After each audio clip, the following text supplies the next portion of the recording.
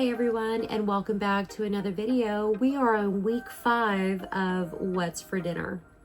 I like to keep things simple, realistic, and budget friendly.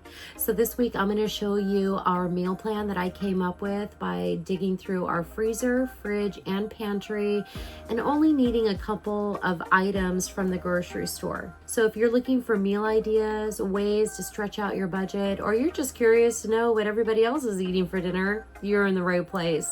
So let's check out that meal plan and let me show you what we made for dinner this week.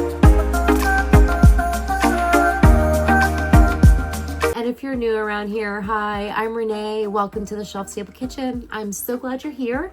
To everybody who is subscribed, thank you so much. I truly appreciate all of the subscriptions, the comments. I love them all. This is what the meal plan is looking like for this week. We've got the Sloppy Joes, the chicken and broccoli soup, chili verde tacos, followed by pork belly tacos, and some fried chicken thighs. So I think that is a great week worth of meals. Let me know in the comment section what you guys are making this week for dinner. Keep on watching and we'll see how those meals unfold throughout the week. Okay, here's the shopping list that I built for this week's menu plan. I already had all my meat and a bunch of pantry and fridge items available, so I only need some cilantro, eggs, milk, cream, half and half, and some avocados. Now the eggs, milk, and cream and half really aren't going into any of our meals. These are just items that we use on a regular basis, either for coffee or just regular drinking. So really the cilantro is the only thing that we need for this week's meal plan. This is what I picked up for our meals, or things that we just needed to go with our meals for this week. And really the only thing that I needed was the cilantro. I did pick up 2 bunches of cilantro. I love them when they're nice big bunches like that. I grabbed a bag of avocados. Even though I still have 2, I'm going to just throw these in the refrigerator and they'll stay nice and fresh a little longer. But we'll be able to get to these for our tacos that we're going to have Wednesday and Thursday night. I also went ahead and grabbed a half a gallon of Maple Hill. It's just milk.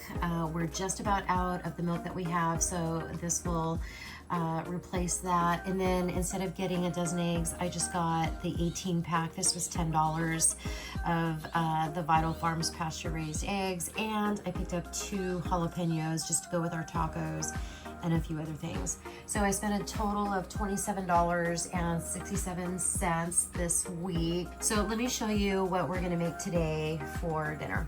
So for Monday, I made Sloppy Joes. The Sloppy Joes were really good. They're not a traditional Sloppy Joe, I know. This Sloppy Joe actually came in a few different ways. It began as a marinara sauce, turned into a chili, and voila, Monday, I pulled some magic out of my hat and made some Sloppy Joes.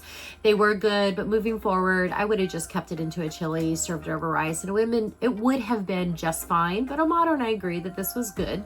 It wasn't our favorite meal of the week, but you can't have winners every week. On Tuesday, I made a chicken wild rice broccoli soup. Now, I say a soup, but it was a chowder.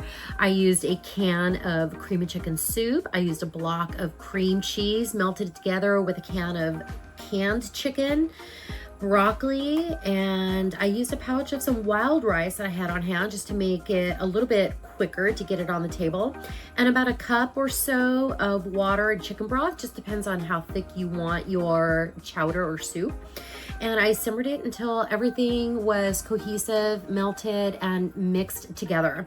This was so good. It's going to be perfect for winter. You can put this into a casserole, maybe leave out the rice, add some pasta, really good as a dip, spread on some toast.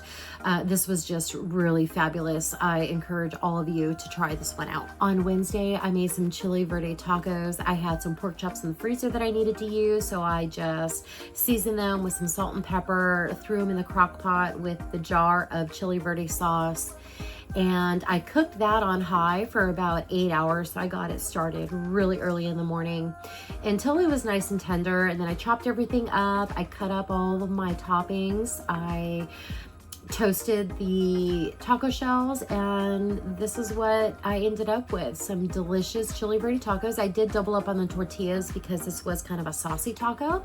And I made some refried beans. Amato likes nice cheesy refried beans, so I put a lot of cheese in there for him. And then I made my favorite yellow rice. This was so good. Definitely, again, I can't recommend this enough. On Thursday, I made pork belly tacos with our sweet and sticky sauce. This is by far our favorite way to have tacos. This is so good. So I had a couple pork belly strips in the freezer again that I needed to use. I coated it with my sticky sauce, which is brown sugar, soy sauce, honey, red pepper flakes, rice wine vinegar. Mix it really well and use a brush and coat it on your meat and broil it until it's nice and crispy. You want some of that meat to be charred, crispy, soft. You want the fatty pieces. These, like I said, are our favorite ways to have pork belly tacos, and this is awesome on ribs too. I haven't done it on chicken, but we have done it on beef. You won't be disappointed. You can try it pretty much with anything. Just adjust your cook time depending on the size of the meat you have, but typically about 2.5 hours, just until that meat is nice and tender, will do you just fine. Now on Friday, I was gonna make fried chicken. I had some thighs in the freezer also that needed to get used. And well, then I just decided I didn't want fried chicken. Amato forgot to take the rest of the pork belly for lunch, so I had a few tortillas left over, so I toasted the tortillas, I warmed up the meat, and we had pork belly tacos again on Friday, along with some leftover chicken and broccoli chowder. We each got about a little ramekin full. I had about 2 cups left. That's what we finished. So we ate all of our leftovers. We ate all of the food. I do have a little bit of the chili verde left over, but we'll consume that here pretty quickly. Having leftovers definitely makes dinner time so much easier, especially if you really love the leftovers that you're eating. Well, how did you guys feel about my what's for dinner this week? Did you have a favorite meal? Did you have a least favorite meal? And if you did, I think I know which one it was. Thanks for watching, everybody. Leave a comment on which meal you liked the best and wanted to try. Don't forget to subscribe to my channel, like the video, and I will see all of you next week for What's for Dinner. Bye.